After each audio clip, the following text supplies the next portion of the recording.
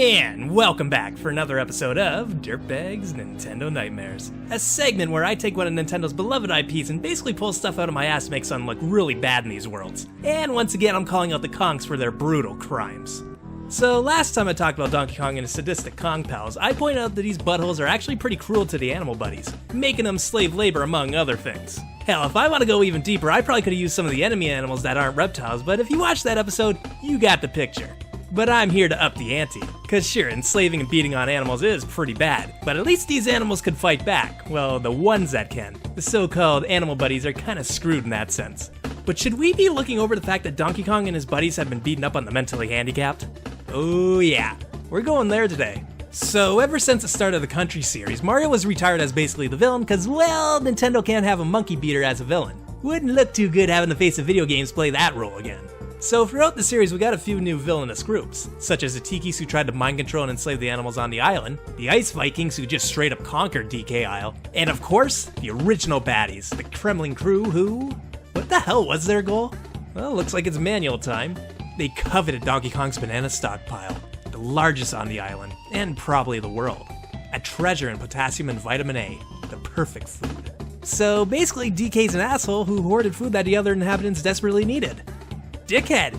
But Cranky had it right when he said, "Prah! Find your little buddy and retrieve a bunch of bananas." Cranky snorted. What kind of idea is that? Oh, you miss me? I thought so.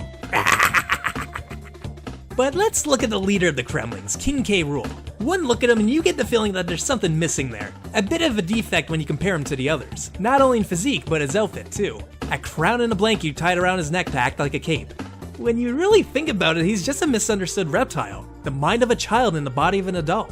Think about when DK and Diddy confront him on Gangplank Galleon. He's not trying to hurt you. He just wants to play catch and jump around because he's excited to have a new friend. Instead, what do the Kongs do?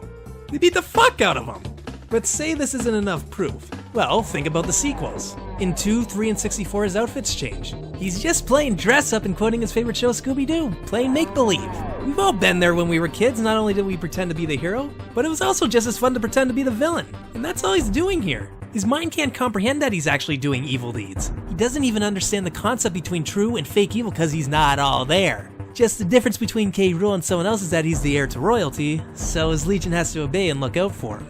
Granted, somebody had to do something to prevent any serious consequences, but did the Kongs have to be so brutal about it? Smashing him into a pool of sharks in 2, constantly hounding him in 3, or pulverizing him in 64? No one who has committed murder or rape deserves that much discipline. So not only have we established that Donkey Kong and his friends are animal abusers, but bullies to the mentally handicapped too. And where I come from, that's unforgivable. May you furry bastards all burn in hell for your crimes.